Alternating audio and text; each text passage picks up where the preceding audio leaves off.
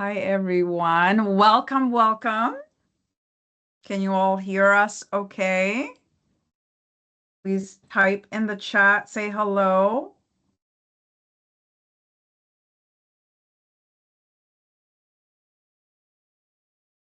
Yay. Okay, I'm seeing. Wow. Hi, people. Our people are here. Ben, Lori, oh my gosh. Carrie, wow. Surprise. Thank you. Carol, Jennifer. Welcome, everybody. Jess. Hi. I'm so excited. This is amazing. I don't know who Paul is. We have Paul's note taker in. Where are you, Ben?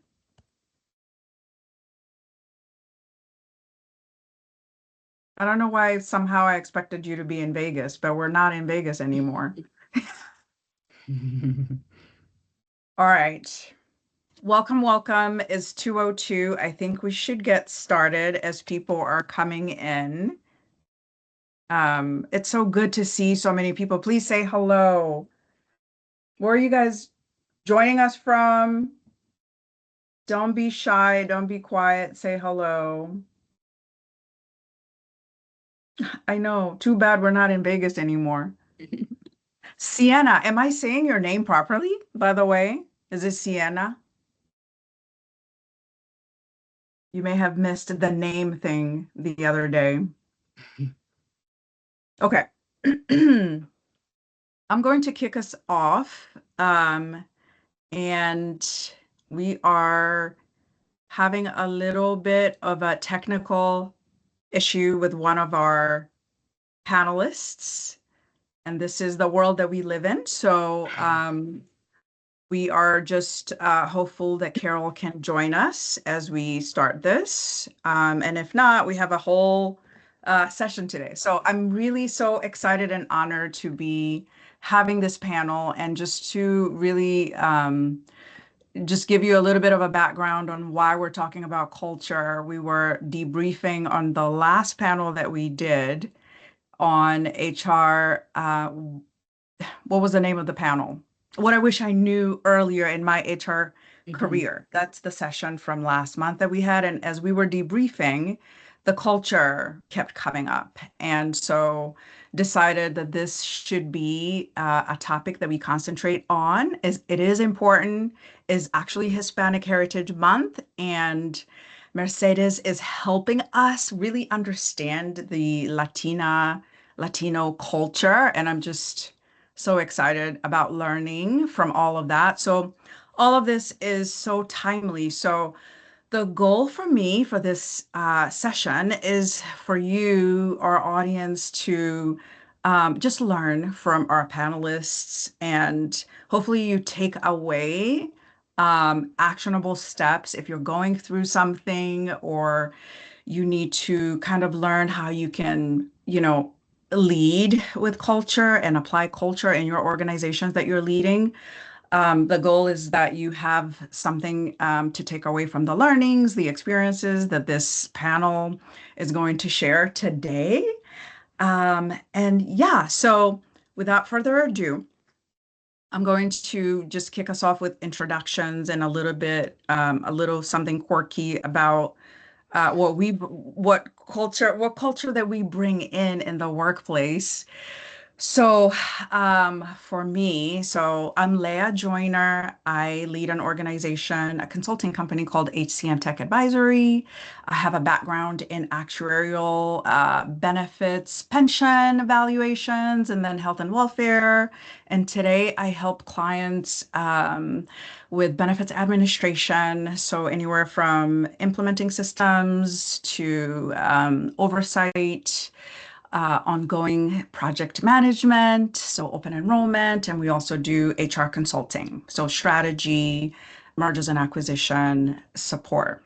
Um, about me culturally, I am originally from Kenya, and something quirky that I bring to the workplace is that in Kenya, you don't interrupt people.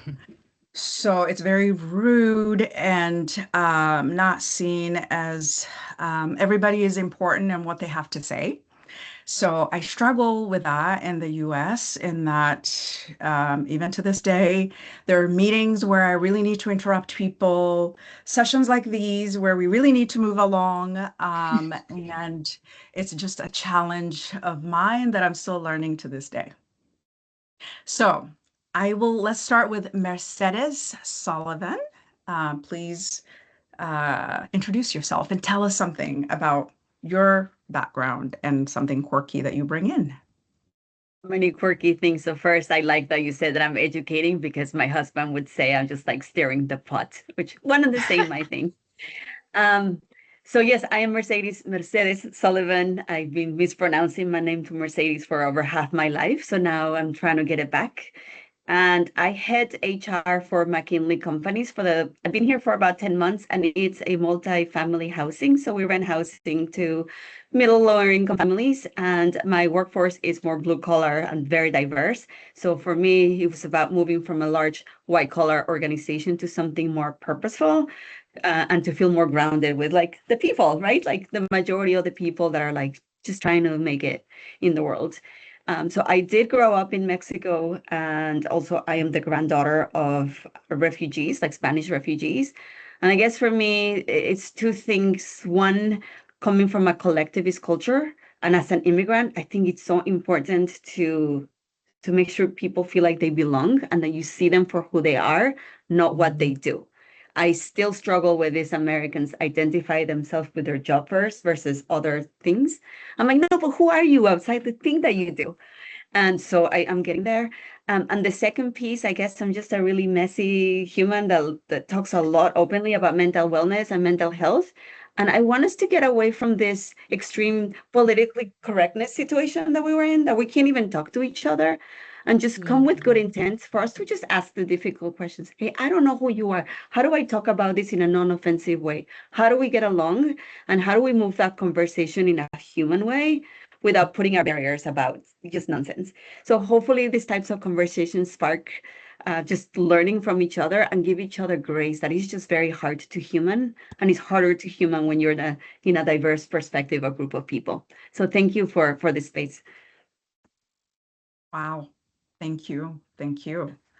Opal? Yeah, so actually very similar to Mercedes, and I guess the opposite of you, Leah. I'm from South Florida. I am originally from Jamaica, and drawing on that particular custom, what I bring is what's very near and dear to the Jamaican culture is respect is a minimum. Even when we say hi and bye, it's like respect, or respect you, or those are just common terms. And I even used to warn some of my girlfriends who will be dating some guys that were Jamaican, like, listen, don't fall for it. Like those terms of endearment, it's just one of those things. It's a norm. It's a cultural norm to call you queen or to call you empress. Not that you have a kingdom, right? But it's just always one of those types of exchanges. Like even from like some of my guy friends, when they go to Jamaica, I said they're going to call you chief. Hey, what's going on, boss? And you're not their boss. You're not their chief, but respect is a minimum. And so they're going to put you there just out of Mhm. exchange unless you do something to fall out of that. you know um and I would say the second thing will definitely be that coming from a small island, there's a such thing called small island mentality, and when we do that, it's really that there's life beyond the shoreline. I mean, come on, you can drive the entire island like in a day, right? And so there was always this need of their spirit of excellence, or you represent something bigger than yourself, right? You don't represent yourself, you represent a community, you represent an entire diaspora, or you represent, and you can probably, now that I say it, when you look at the Olympics and you see those runners, those Usain Bolt, or when you see Bob Marley, this is a little small island, but the mentality was that you when you don't even talk about the fact that you're from Jamaica, you're like, I represent the Caribbean, or you represent something that's bigger. And so that's one of the things that I also bring, when we talk about culture, is that it's not necessarily just about the individual. There's a lot of selfishness in this world right now. And if you thought about what you represent, or represent your family, represent a community, I feel like that is definitely one of those things that I always carried with me. Wow. Thank you for sharing that. And yes, I was thinking about those runners and what they represent. My gosh, Becky. No pressure, right? Well, good afternoon. Thank you, Leah, for the opportunity to speak with you all. My name is Becky Miller. I'm the Chief of Employee Benefits here at the Florida Sheriff's Risk Management Fund. Much like Leah, I've been in the group benefit space for over 25 years. And when I think about culture and all of the things that Opal and Mercedes have said, I grew up in a very Southern military family, and just thinking about always trying to, especially with a Southern mother, everything is, I try to bring that natural warmth in a conversation, but we never said no. There wasn't a no in our vocabulary. And I think sometimes, especially in our own roles in HR and benefits, sometimes it is okay to say no. And so I think, in talking today, I think we'll talk about, obviously the things that Mercedes and Opal and Leah bring, but also it's the culture within your own organization and the generational culture that you have. And I think for me, especially, that I'm experiencing in my own team of 18, of, that Gen Z to Boomer, to the Alpha Gen that we have out there now, and what that culture looks like within your own organization. So I appreciate the opportunity to talk today. Thank you. Thank you. I think that Carol is on. I Can you may hear me, be. Carol? There Leah, you can you are. hear me? There she is. Yay! Okay. Oh, all right. Yay! What is a webinar for me without a little bit of a curveball? So thank you so much for bearing with me. Yes. And you're not able to show the screen, right? Which is fine. Let me try. So I just turned on my camera. So if you can see me, then I'm working. There you are. Yay. Hey! Okay. Thank you so much. I'm so sorry for the Don't be. little No, bit of completely. little bit of a curveball. Yes. Yes. New computers. Yes. That's what happens. So we were just introducing ourselves, and you are next. Thank you. Thank you. Yeah. Well, I was listening along, and thank you. So thank you for having me today among this incredible panel. I'm so excited for today's conversation. Sounds like we all have very different backgrounds to bring to the conversation. My upbringing, I'm from Syracuse, New York originally. I moved down to Virginia, Northern Virginia, about 20 years ago. I thought I was really well steeped in a diverse culture. I mean, as much as Syracuse is not maybe the first place you'd think of when you think of cultural diversity, but I think we had a pretty well-rounded upbringing. I was blessed to grow up in a really open-minded family and culture, and all of those things. So I was surprised when I moved to Northern Virginia, and I worked for the first company that I did, and they brought this little Southern flair that I didn't know was different. I didn't know how it was different than what I was raised in, or what I was brought up in. And then another company that I went to, there was a little bit different been there. And then the company that I'm with now, a little bit different there. And I think the surprise that I had was, as much as any time you join a new group, I think everyone's trying to feel out where they stand and how they are similar to or different than that new group.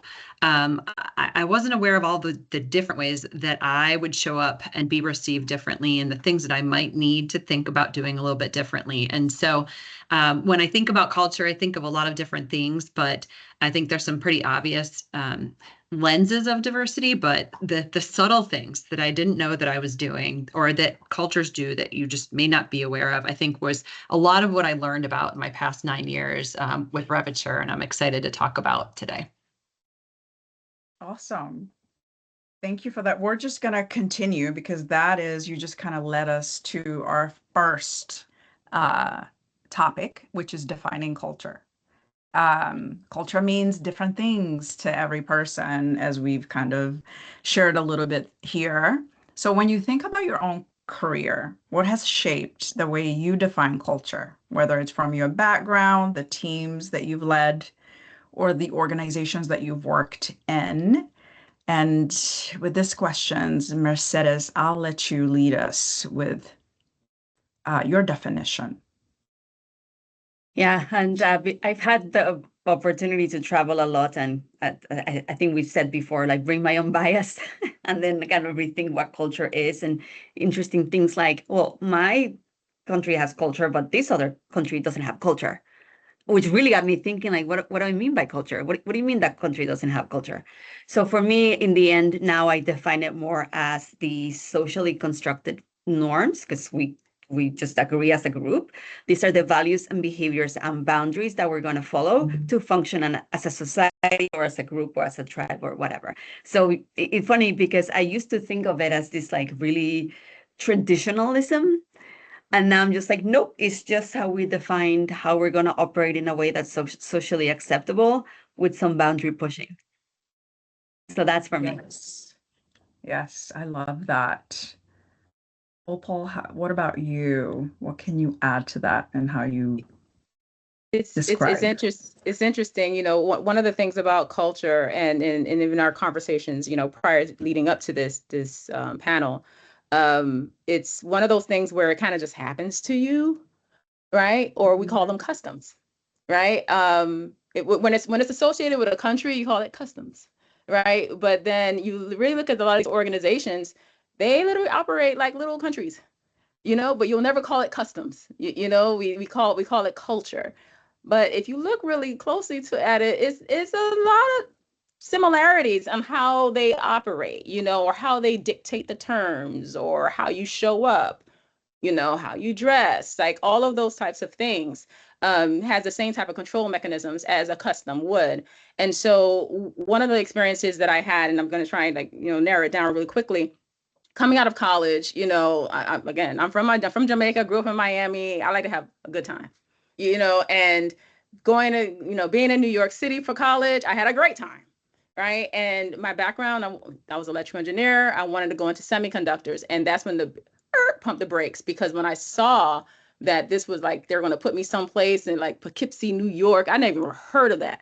I couldn't even pronounce it, and I was just like, "What is this place?" And it was like 55-year-old white male average. It was like the average. And I was just like, this cannot be my life, right? So I made a lot of decisions based off of, I gotta have a good time, or I need to be, that part of me is too big to not be fulfilled, right? And so one of the things about, especially going in consulting, that you pretty much are parachuting into different cultures, different organizations. And I saw a taste of government. I saw a taste of mechanical engineering. I saw a taste of all these things. And a lot of those things I actually honestly didn't like. I would say, was very fortunate to come across Ultimate Software, which is now known as UKG. And what they were able to do, so the CHRO was from Cuba. And of course, if you live in Miami, it's pretty much the Caribbean on US soil.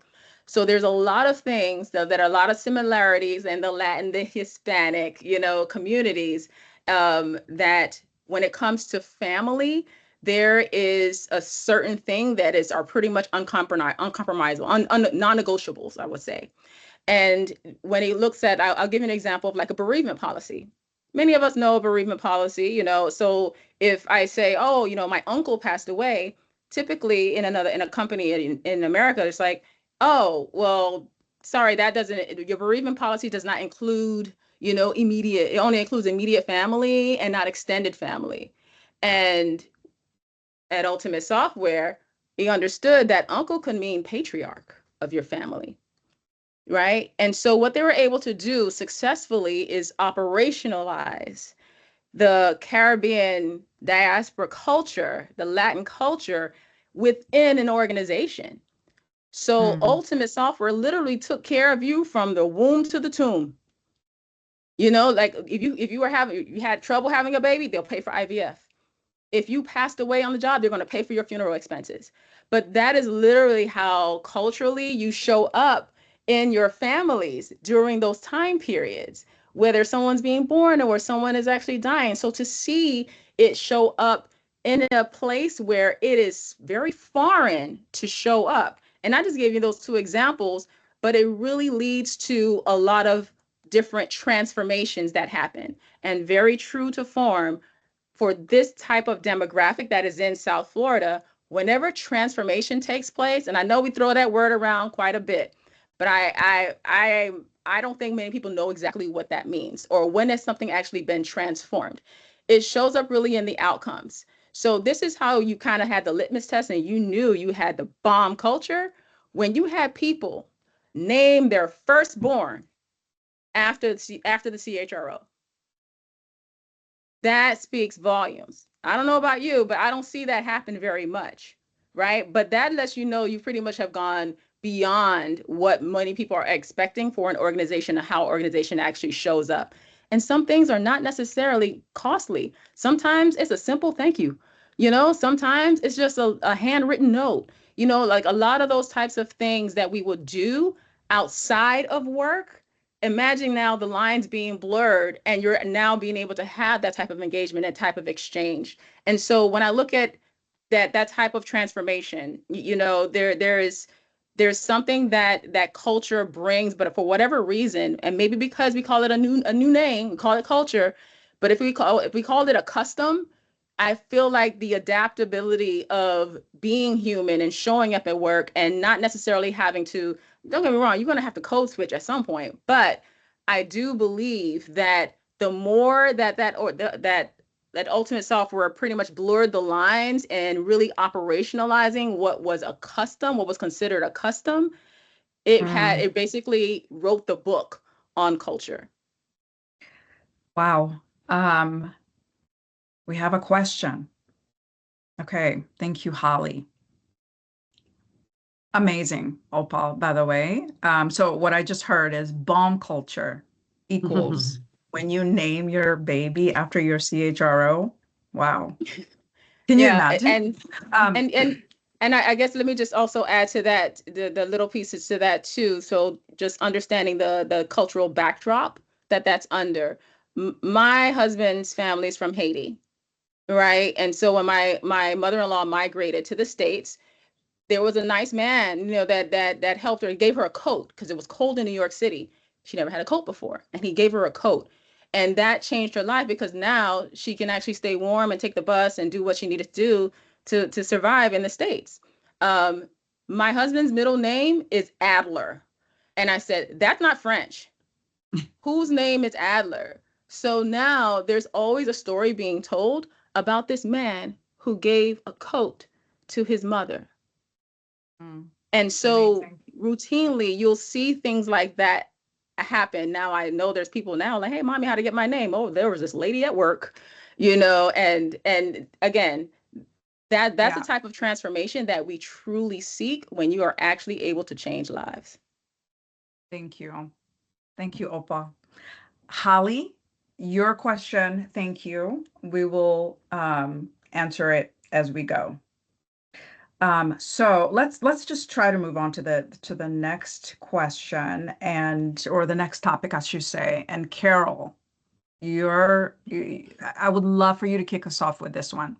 So this is about identity, belonging, and code switching. And the question is, how has your identity shaped the way you show up at work? Have you ever had to adjust your natural style, code switch, which hopefully everybody knows the meaning of that, or we can explain it. I can try. Opal, why don't you help us explain this in the chat, or push back against expectations? Yeah. So when we talk about code switching, and sorry, if you could just, sorry, Carol, you Holly's go first. question. This is a Carol question. I'd love for her to lead us. No, it's okay. And then if you don't mind, Opal, just explaining in the chat the meaning of code switch for those who don't know the meaning. Thank you. No problem. Okay. That's super helpful. That's super helpful to just make sure we're all using the same words the same way. So I would love to hear from Opal. So I'm sorry I'll miss on that for a second. But yes, thank you, Leah, for the question. I think this is a good one for me. It's something that I relate to. I'm one of the very few female leaders in a tech startup firm.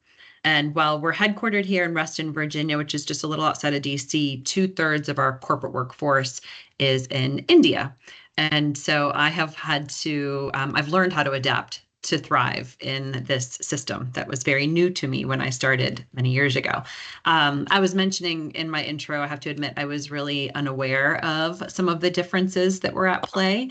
I mentioned, I'd worked with my other firm for 9 years and operated the way that I knew how to operate, and I benefited from a lot of success in doing that. So life had taught me that by operating the way that I was, that I would get a certain outcome. And I was surprised that when I got here, I was operating the same way and wasn't getting the same outcome. And, I had a moment where I shared with a colleague an experience where we were in leadership meetings and I was contributing the way that I knew how. So, new ideas would come up, challenges would come up, and I was used to a very collaborative brainstorming type environment where we would open and debate and discuss things pretty openly, ask questions to gain clarification, to be really, really clear about what we were trying to do. And that was really well received.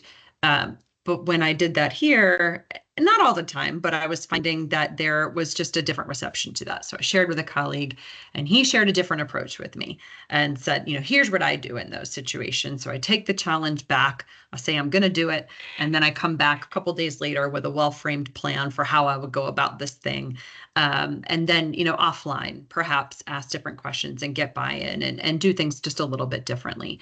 And I tried that in a follow-up meeting, and sure enough, I, right away saw, a different way that same message was being received, and, I'm off to the races. And so I shared that experience with a group. I was working with Chief, which is a professional women's networking group and executive group.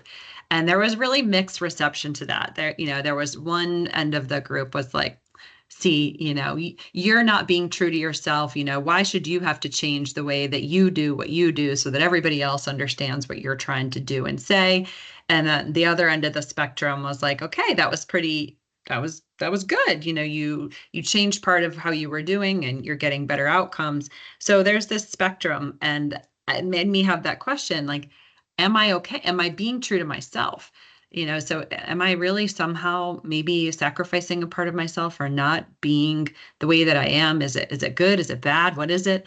And, I think one of the things that I learned was, rather than judging it, just get real clear about, what are the parts of me that need to be me, that, were kind of the non-negotiables Opal was talking about at the beginning, and what are the things that maybe I can bend on. And to me, changing the way that I communicated or way that I went about getting new information was something that I was willing to bend on, that didn't, sacrifice my authority, didn't sacrifice my ability to operate, that allowed me to just work better within that system. So that was something that I felt like I did have to adjust how I worked. I did have to grapple with that concept of code switching. But, for me, ultimately, it was a positive experience and something I like to share with other people. I love that. So okay to do so as long as you're not changing who you are or For me. giving up Yeah. who you are. Mm-hmm. Mercedes, I would love your take on this one. I think one of the examples, to me? No, go ahead.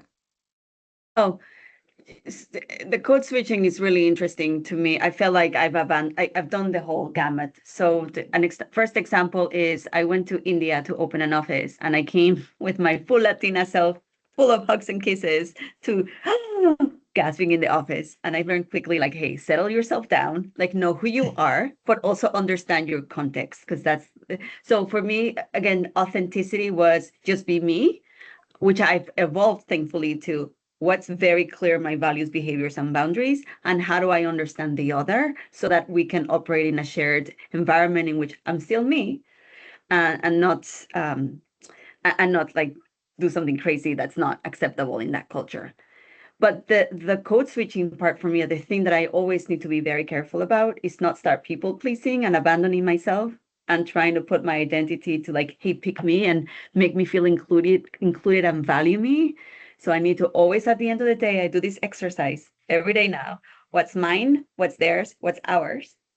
So that I can come back and center myself as to what are the pieces that I need to work to stay aligned to me. And I'm okay showing up as that, versus what are the pieces that I'm completely now abandoning myself to fit in, at the expense of myself. So that's my line of it, and it's just a process of humaning and growing, and it's not always perfect, and it goes up and down.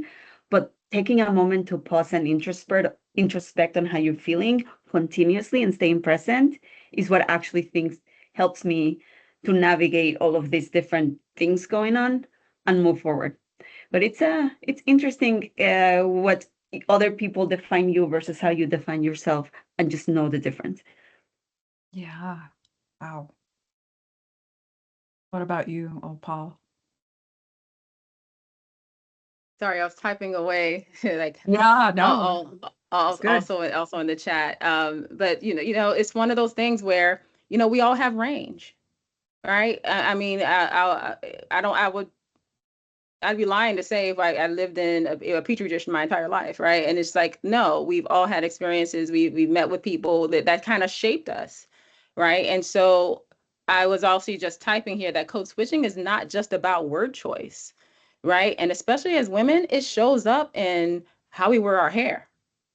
Like, let's be real, I can look like Rapunzel tonight, and how we wear even our nails. Sometimes I want to get a little glitzy and glamorous, like, oh, you know what? Let's just go with the plain white because I have a board meeting. Right? There's things that even our makeup, like we really are orchestrating our strategy. And I think when Michelle Obama said it best, when I got to hear her speak, she said, everything you see on me is strategic. And I got up and I applauded. I was the only one because if she wasn't done yet. And she was like, oh, thank you. And because it was just vindicated, I felt that the thought process that I put into, sometimes it's about making people feel safe. Whatever it is, right? The decisions that we make, the code switching, and it's not even about being fake. I just have range. And I think that and we all have range, and how we decide to show up, understanding sometimes it's before you even get into the room. You don't even get a chance to read it. So you have to also be proactive about it. Yeah. Becky, I see you smiling. I'd be curious. Yeah, I was following the chat a little bit, like what. I think you are not on mute, but we can't really hear you. Let's see. I was just looking at There you go. It's just really low. Maybe your volume. Sometimes we can hear you, though. You're coming up and down. Mm, So sorry. There you go. We heard that. Okay. Yeah. Well, what I was saying was, I'm back. Okay, great. No, I really like Holly Larson in the chat said that, it's really similar to emotional intelligence, and kind of what, kind of going back to what you both said, it is, we are strategic in the way that we talk to different people, whether it's within our own organization. For us, our audience and our clients are the sheriff's offices and the constitutionals in the state of Florida. So when I go to a sheriff's office, I like bright colors and bright suit colors, but I know they're more formal in their presentation. They're probably wearing their uniforms for their leadership meetings. And so we change the way that we interact with people based on that audience, right? Good, bad, or indifferent. So I think that code switching and some of the things that we talked about is how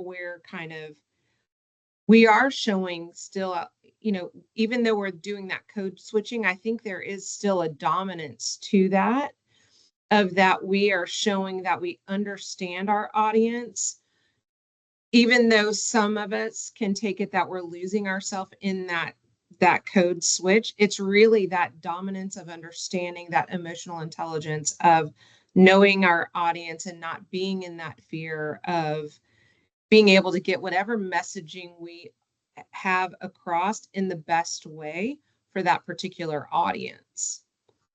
Yeah. Thank you for that. So we've shared what culture means to us, and then how do we kind of fit in a culture without really losing ourselves.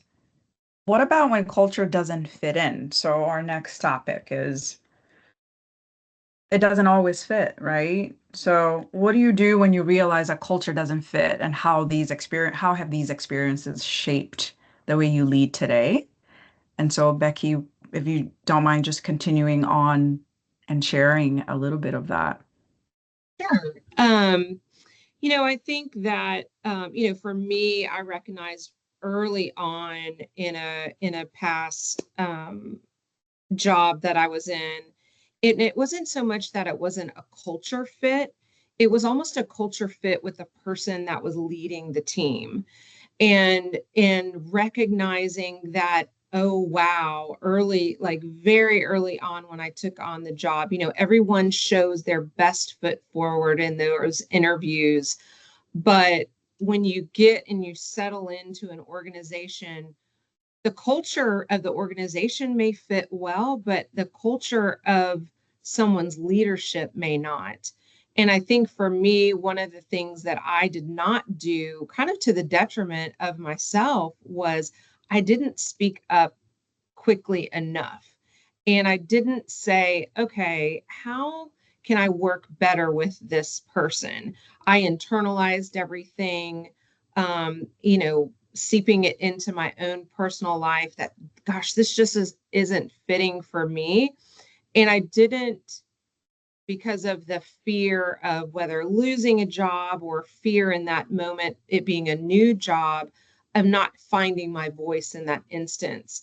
I've learned since to not only find my voice early on, but also to empower my team to find their voice if something isn't working for them. Because, right, we're only as good as our weakest link on the team. And so, again, I want to empower those that don't feel like they have that authority to find a voice and not lose themselves within an organization for whatever it may be, whether it's generationally or culturally or just from their day to day. I'm not working well with someone, and how can that translate to empower them to have that kind candor that we actually talked about in our last meeting that you put on, Leah, which I really enjoyed. So again, I think it is trying to learn those moving parts with people of what fits, what doesn't fit, what works well, what doesn't work well, and being able to find the voice quickly to help not manipulate that, but move it into a more positive direction. I love that. So don't be afraid to speak up, which a lot of us are in the beginning, especially if you're not seasoned into your role or position. What about Carol? I would love to hear your take on this one. Yeah, I think that's exactly it. So, just listening to Becky, what you said too, and, I think having the strength and the ability, the voice, sometimes the position always helps when you're in a place where the culture may not feel the way that you aspire for it to feel or the way that it, needs to feel. I always think about this as an HR leader.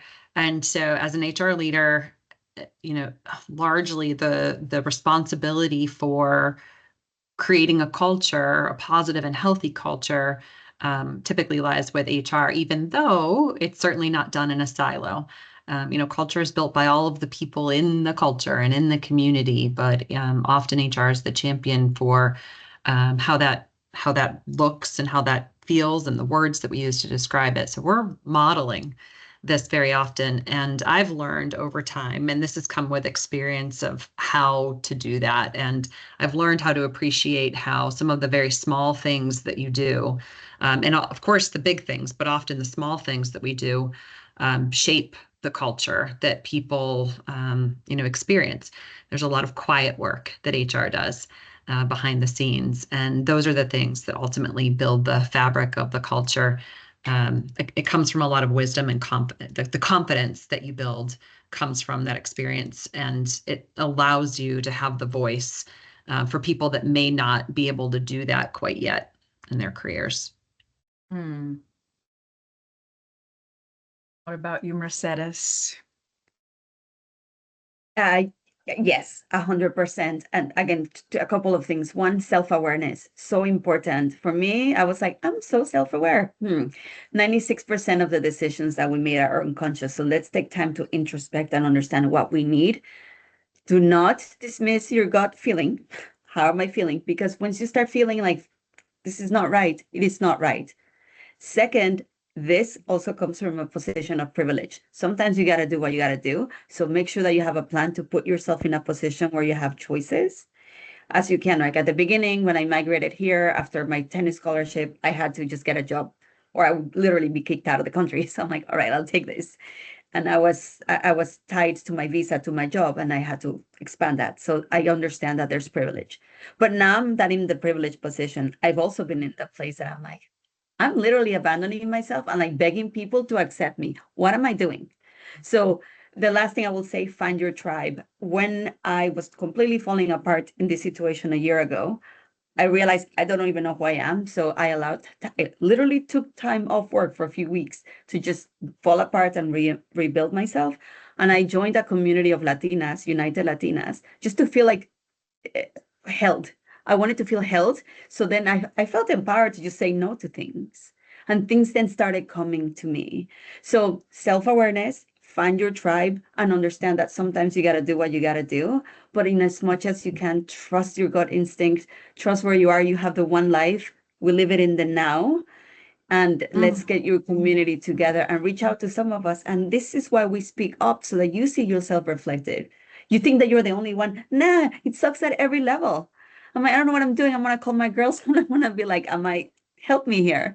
So it's important to live in that community that supports you and sees you, especially when you're the only one off, so that you know that you're not alone and that you don't have to completely abandon yourselves to fit in. No. I love, you're just throwing so many gems. I've been through it all. I've been Um, depressed. it sounds like we should have another session on like finding your community because Mhm. that can be very difficult, right? Like knowing Yes. who your tribe is. Mhm. Well, let's keep going. When culture change, so the next topic, culture and strategy. When culture change is needed, what role can HR leaders play in shaping it? So Carol, why don't you start with this one? Sure. And Yeah, happy to do that. This is definitely something that Revitor worked on early in our days and then throughout the entire time and continued to work on this. And at one point we had a big strategy drive to define our values. And, that took a lot of work. We started with a lot of interviews and surveying people and asking people what they thought the values were and driving down to ultimately choose 3 core values that we felt reflected not necessarily what we were doing, but how we were doing what we were doing that was unique in the marketplace.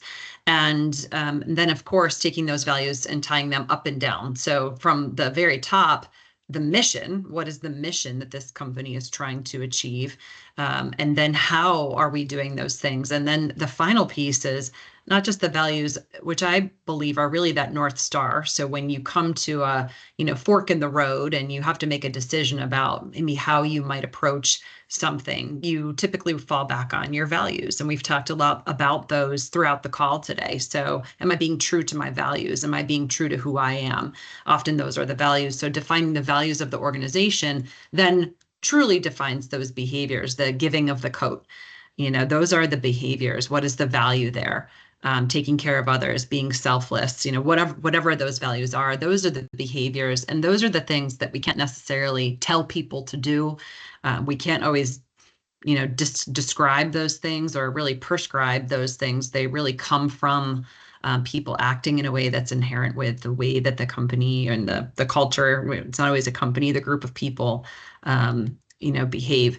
And I think the second part of that is just holding one another accountable for when we see behaviors that don't align with the values. And we've had to play with this. So we chose a bunch of values and then we tested them for a year to say, okay, do we really live by those values? And are those values true to who we are? And if we're seeing behaviors show up time and time again that, right or wrong, maybe don't align with the values or maybe truly are just not appropriate, it created a structure for us to talk about those behaviors and saying this doesn't align with our values and therefore doesn't align with our mission. And there's really not a place for those types of things. So it created a safer way to talk about behaviors and not people, to really, hold people accountable. And through those things, we were able to drive some cultural change. Thank you. I just threw that in the chat there. I said, I see you agreeing. What would you add to Completely that? agree. But I'm just gonna take Opal's customs. I am taking that with me from this conversation, values, behaviors, and exactly that and how we talk about it. I just came into this role, and the very first thing is I started with values and behaviors, the what and your how. But in practice, it's the lowest behavior that you will tolerate will be your culture. So it's so important that you're honest with yourself. I'm call your own I'm sorry, BS out. I said it. Say it again for the people in the back. The lowest That behavior that last you part. tolerate is your culture. Yeah. And you have to call out your own BS, right? Because even myself, I'm wait a minute, I am not showing up like my value at all. How am I supposed? So it's, again, self-awareness, honest, trust, genuine conversation, and an open dialogue with your people. Are we actually showing up like this? Or are we just, because otherwise it's cognitive dissonance, right? You say one thing and the other, and then you become you roll your eyes and you become sarcastic and passive aggressive, and then you're just a hot mess. I mean, be a hot mess, but for a purpose, but not just for dysfunction. What about you, Opal?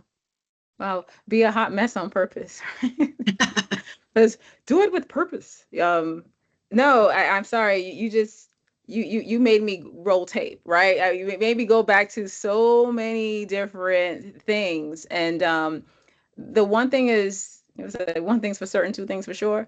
Whenever anyone shows up on the job, right? Every person literally is a mirror, right? So whether that person that shows up triggers something in you or makes you wonder, well, who is she? I can tell you one thing that I've always said that when I walk into a room, two things are going to happen. One or two things. Who is she? Or who is she? Both are a mirror, right? It's a reflection of and so that's one thing I love about, people that when they show up or even new people that come into the room, it raises certain things, right? And either they're not self-aware or you become more aware of some of these underpinnings. And when it's tolerated for so long, I mean, my gosh, Mercedes, you hit it on the head. It does become your culture, codifying it, all those types of things. And you know what? And there you're going to have some people that end up dying on the vine, as a result. So, I mean, I can't even, that's going to resonate with me for the rest of the day because you just brought up some memories. Oh, man. Who is she versus who is she? I tell you, one Becky. or two things going to happen here. What about you, Becky? I mean, I think with Opal, I want to replay this in my head the rest of the day, but absolutely, I think it's recognizing those behaviors. And then if they're the behaviors that you don't want spreading like wildfire in your organization, is nipping it in the bud quickly and having those tough conversations, before it gets out of hand, and working with those people and being open and helping them find the solution, right? We sometimes feel like in our roles we're the end all be all, but we want to again empower those teams to be that solution and that end all be all, because I want that buy-in, right? And I think in recognizing those behaviors and getting that buy-in from your team on what you're modeling, right? Who is she? we want everyone to feel like that in the organization. We want everyone to have that, or, that attitude in the organization of recognizing what works well and nipping in the bud that culture of negativity that can, bleed into other areas in the workplace. Yeah.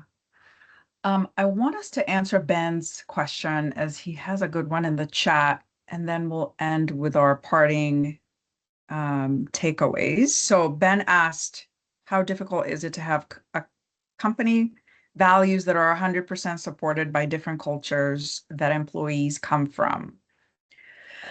For me, I would say it's not difficult. I mean, it's not about cultures or where employees come from. Values are values everywhere. They're the same values. And to add to that, sometimes just go back to anthropology. Right? It's not that difficult. Like, there's going to be survival of the fittest, right? There's going to be fight or flight syndrome. Like, so a lot of the things that you do will do those same type of triggers.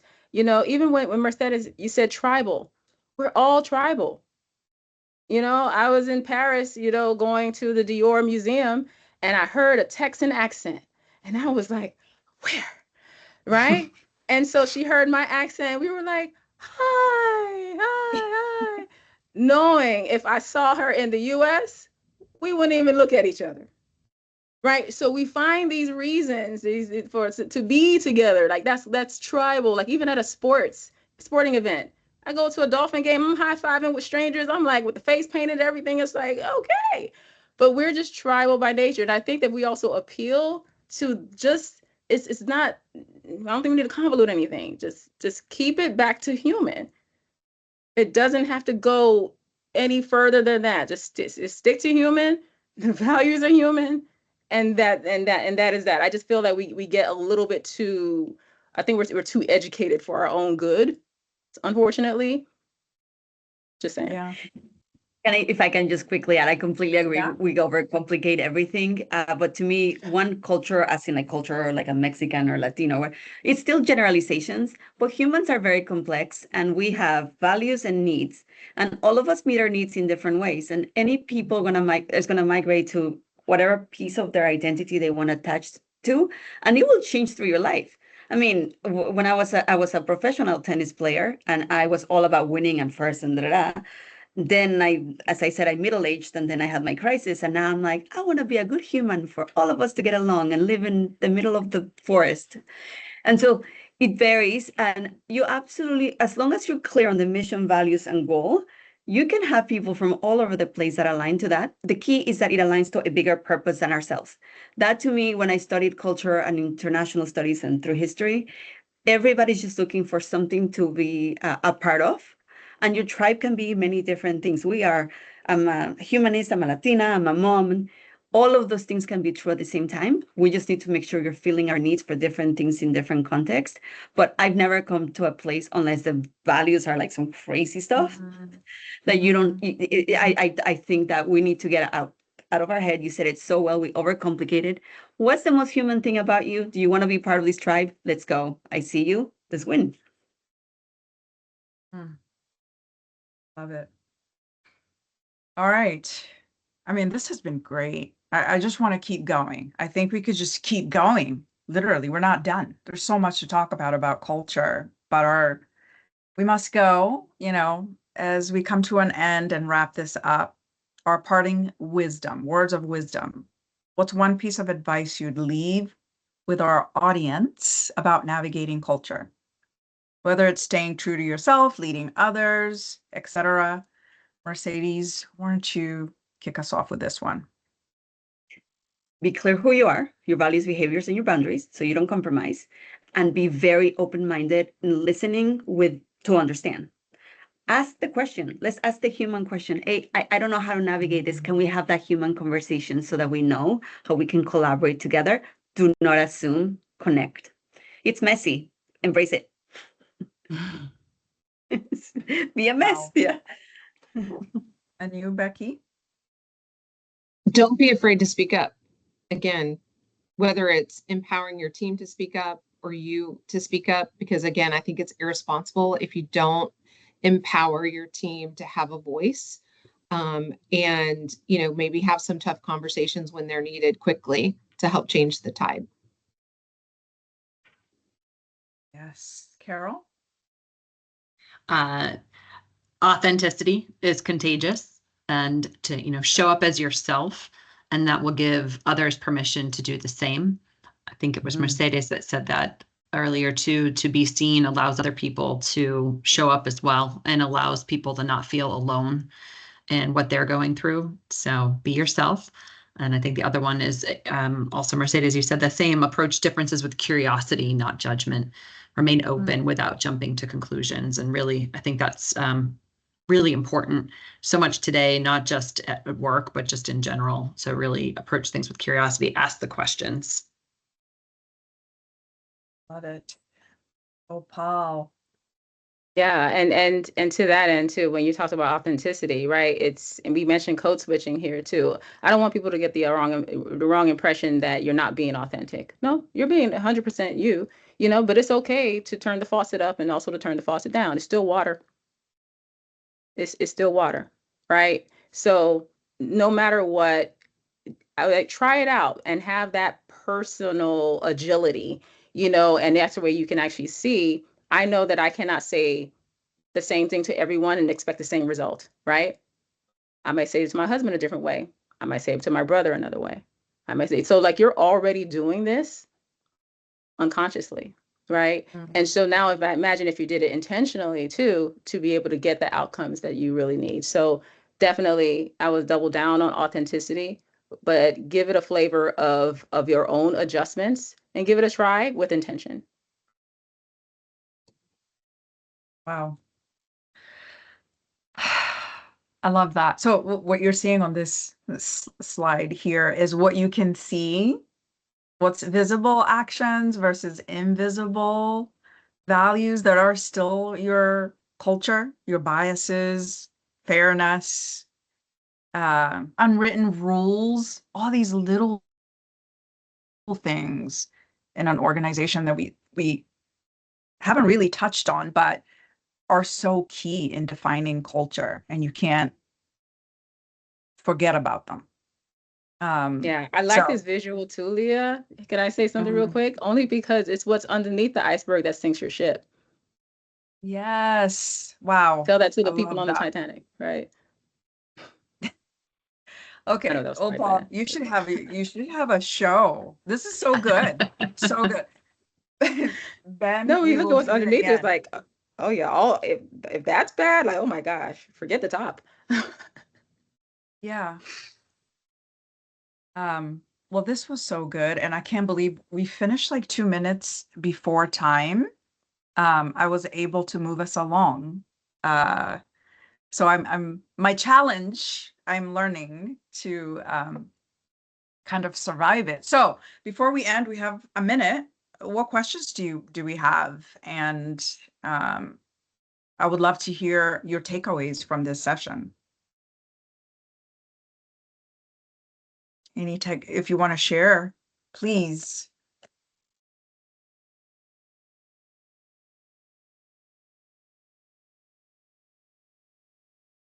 I think we can move on to our final slide. Final reflection and feedback. What's one thing you'll do differently? How are you all feeling after this? Hopefully, you're feeling more confident when it comes to how you can apply culture to your organizations that you're leading. And please, if you're not following this group of women, these are leaders that I've been so lucky to and blessed really to have in my life, to have worked with some of you all. Please follow these leaders in our space. I'm continuously learning so much from you all, and so grateful that you're a part of my life. So thank you. Thank you. Yeah, well, thank you for Thank you. galvanizing all of this, Leah, and giving us this platform to engage. Thank you. Absolutely. Thank you. Thank you. All right. Thank Thank you all. Thank you all. Till next time.